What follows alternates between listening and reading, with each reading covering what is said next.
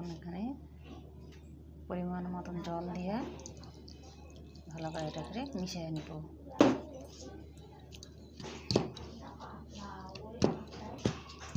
ব্যাটারটা তৈরি করে নিব। তো আপনারা ভিডিওটা দেখতে থাকেন।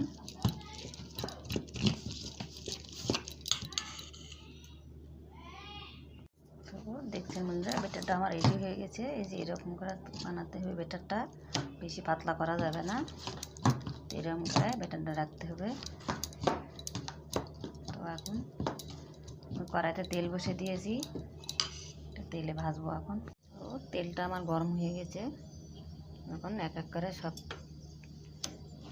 যে এরকম করে ভরাই নিব। 2 পিসটা যেরকম বেগুনের চপ বানানো হয় ওই রকম করেই এরকম করে বানাই নিব।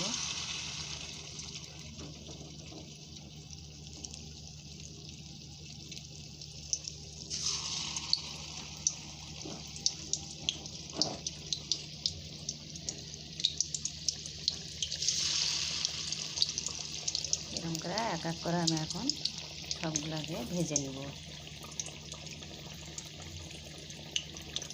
তো গ্যাসটা একটু কমে রাখতে হবে, বেশি জোরে দেওয়া যাবে না।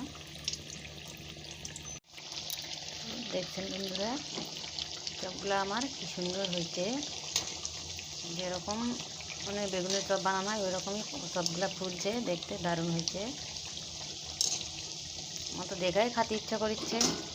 শীতের সময় এরকম গরম গরম চপ টপ তো ভালোই লাগে। তোমরা চাইলে চায়ের সাথে বিকেলেও খেতে পারো, সকালেও খেতে পারো। এরকম মুচমুচা স্বাদের চপ বাড়িতে বানায়া খায়া দেখতেন কীরকম টেস্ট হয়। তো ভালো লাগলে কমেন্টে জানাবেন, লাইক শেয়ার করবেন। তো চপগুলো আমার এখন হয়ে গেছে, আমি এটাকে উঠাই নিব। দেখছেন কি সুন্দর হয়েছে, দারুণ হয়েছে দেখতে, দারুণ।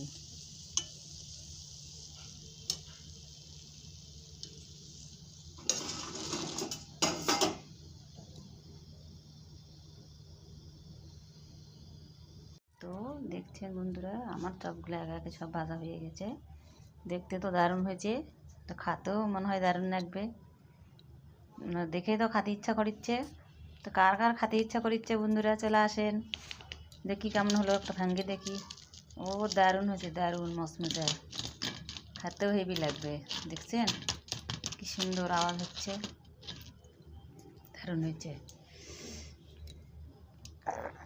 তো ভালো থাকবেন সবাই। এরকম আরও রেসিপি দেখার জন্য কমেন্ট করবেন।